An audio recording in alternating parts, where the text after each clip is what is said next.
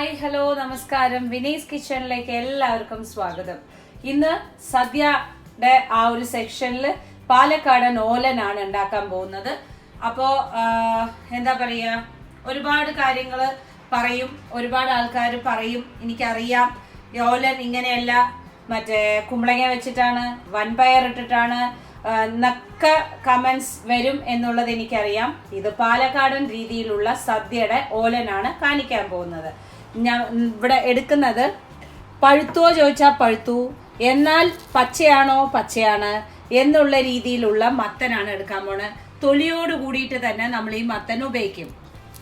പിന്നെ പയറാണ്. ഇതിൽ പയർ എങ്ങനെയാന്ന് വെച്ചാൽ പയറ് കട്ട് ചെയ്തിട്ട് ഇടും, പിന്നെ മണിയായിട്ട് ഇടും. ഓക്കെ, പയർ ഉള്ളിലത്തെ മണി ഇടുന്നുണ്ട്, കട്ട് ചെയ്തിട്ട് ചെറുതായിട്ട് ഇടും. പിന്നെ എരിവിന് ആവശ്യമുള്ള പച്ചമുളക്, ഒരു പകുതിയോളം സവോള, ഇതെല്ലാം കൂടിയിട്ട് ക്ലീൻ ചെയ്തിട്ട് എങ്ങനെയാണെന്ന് ഞാൻ കാണിച്ചു തരാം. അപ്പോൾ മത്തൻ മുറിക്കുക, തൊലി കളയാതെ തന്നെ. ഇത് ചെറുതായിട്ട് ഉള്ളിൽ നിന്ന് മണികളും എടുക്കുക. പിന്നെ നീളത്തിൽ കീറിയ പച്ചമുളക്, നടുവിൽ മുറിച്ചിട്ട് വീണ്ടും നീളത്തിലാക്കിയിട്ടുള്ള സവോള. ഓക്കെ, ഇതാണ് മുറിക്കാനുള്ളത്. മുറിച്ചിട്ട് ബാക്കിയുള്ളത് കാണിച്ചു തരാം. അപ്പോൾ മുറിച്ചിട്ടുണ്ട് ഓലിന്, പച്ചമുളകും കീറിയിട്ടിട്ടുണ്ട്, സവോള ഇട്ടിട്ടുണ്ട്.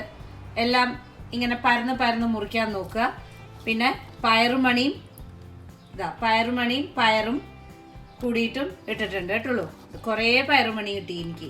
അതോ പയറുമണി എന്ത് രസാ ഇപ്രാവശ്യത്തെ കിട്ടിയ പയറ്.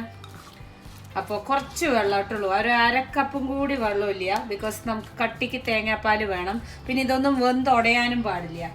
അതുകൊണ്ടാണ്. ഇനി ഗ്യാസ് കത്തിക്കണം.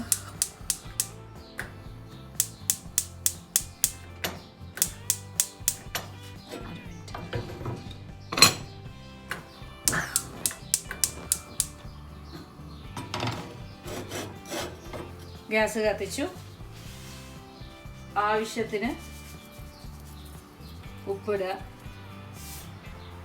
പിന്നെ ഇല്ലേ, എന്താ പറയാ, ഞങ്ങള് സവാള ഇടാറില്ല. ഇതിന് ഇങ്ങനെയാണ് നോക്കൂ. ആകെ കൂടെ പറയാനുള്ളത് ഒന്നേ ഉള്ളൂന്ന്. ഒരു സബ്ജക്റ്റ് ആണെന്നുണ്ടെങ്കിൽ പല ടീച്ചർമാരുണ്ടാവില്ലേ സ്കൂളില്, പലവരും പല രീതിയിലും അല്ലേ ക്ലാസ് എടുക്കുക. അതുപോലെ കണക്കാക്കിയിട്ട് നിങ്ങൾ ചെയ്തിട്ടില്ല എന്നുണ്ടെങ്കിൽ ഇങ്ങനെ ഒന്ന് ചെയ്തു നോക്കൂ, ഇഷ്ടാവുന്ന. അപ്പൊ ഇത് ഒന്ന് ആവട്ടെ. ഇത് ആവി കയറിയിട്ട് ഇതൊക്കെ ഒന്ന് തിളച്ച് ഇതൊക്കെ ഒന്ന് വെന്ത് എല്ലാം കഴിയുമ്പോഴേക്കും വേറെ പ്രൊസീജിയർ ഒന്നുമില്ല. കരുവേപ്പില ഇടുക, പിന്നെ അത് കഴിഞ്ഞതിന് ശേഷം കട്ടിക്കുള്ള തേങ്ങാപ്പാൽ കേട്ടോ. അപ്പൊ ഇതൊന്ന് ആവട്ടെ കേട്ടോ. അടച്ചു വെച്ചിട്ട് വേവിക്കട്ടെ. അപ്പൊ ഇതാ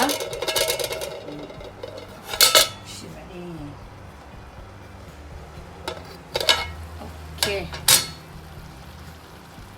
നന്നായിട്ട് വെള്ളമൊക്കെ വറ്റി, എന്നാൽ കഷ്ണങ്ങൾ ഒക്കെ വേവുകയും ചെയ്തു. അതുപോലെ തന്നെ കിടക്കണമുണ്ട്.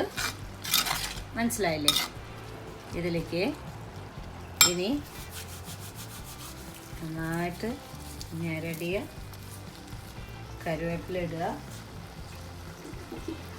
കട്ടിക്ക് തേങ്ങാപ്പാൽ വേണം, എടുത്തോളൂ. നിങ്ങൾ തേങ്ങ അരച്ചിട്ടാണെന്നുണ്ടെന്നുണ്ടെങ്കിൽ പിഴിഞ്ഞ് പാൽ എടുക്കണമെന്നുണ്ടെങ്കിൽ ഞാൻ ടിന്നാണ് നോക്കിയിട്ട് ഒഴിച്ചു കൊടുക്കുക.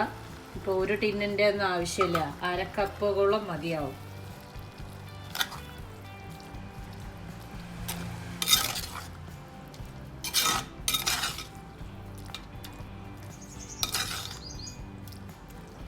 That's all. അരക്കപ്പ് കറക്റ്റാണ്. ഈ ഒരു സ്റ്റേജിൽ ശർക്കര ഇട്ട് കൊടുക്കാം. എൻ്റെ ഇപ്പോൾ പച്ചമത്തനാണെങ്കിലും എൻ്റെ ഈ മത്തന് നല്ല മധുരമുണ്ട്. അപ്പോൾ അതുകൊണ്ട് ഞാൻ ശർക്കര ഇട്ട് കൊടുക്കുന്നില്ല. നിങ്ങൾക്ക് ശർക്കര ഇട്ട് കൊടുക്കാം. ഇനി നമ്മൾ ഗ്യാസ് ഓഫ് ചെയ്യാണ്. ഗ്യാസ് ഓഫ് ചെയ്തിട്ട് വെളിച്ചെണ്ണ,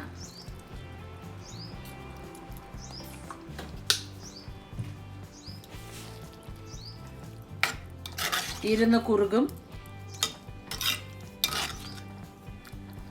അത്രയേ ഉള്ളൂ. ഓലൻ റെഡിയായി കഴിഞ്ഞു. ഒന്ന് ടേസ്റ്റ് നോക്കട്ടെ.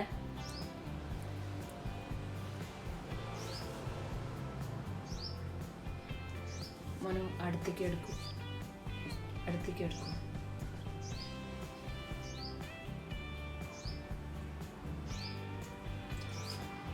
എല്ലാം പെർഫെക്റ്റ്, പൊളി.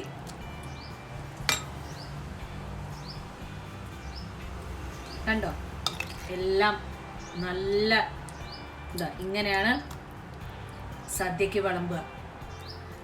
ഇതും നെയ്യും ചോറും സൂപ്പറാണ് അല്ല. ഇനിയിപ്പോ നോക്കൂ, നിങ്ങൾ സദ്യക്ക് ഉണ്ടാക്കണമെന്നുണ്ടെങ്കിൽ അങ്ങനെ ഉണ്ടാക്കിക്കോളൂ. ഇപ്പൊ ഞാനിത് വെറുതെ എന്താ പറയാ ഒരു കൂട്ടാനായിട്ടല്ലേ ഉണ്ടാക്കിയിരിക്കുന്നത്. അപ്പോൾ ഞാൻ എന്തായാലും നെയ്യും ചോറും ഈ കൂട്ടാനും കൂട്ടിയിട്ടാണ് കഴിക്കാൻ പോണത്. അപ്പൊ ഇത് ഇരിക്കട്ടെ. That's all. കഴിഞ്ഞു. സദ്യ വിഭവത്തില് ഓലൻ പാലക്കാടൻ സ്റ്റൈലിൽ റെഡിയായി കഴിഞ്ഞിരിക്കുകയാണ്. ഇനി ബാക്കിയുള്ള സദ്യ വിഭവങ്ങളുമായി കാണാം.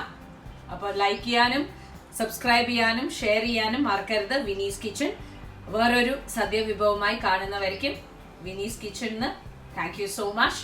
Till then, take care and bye-bye.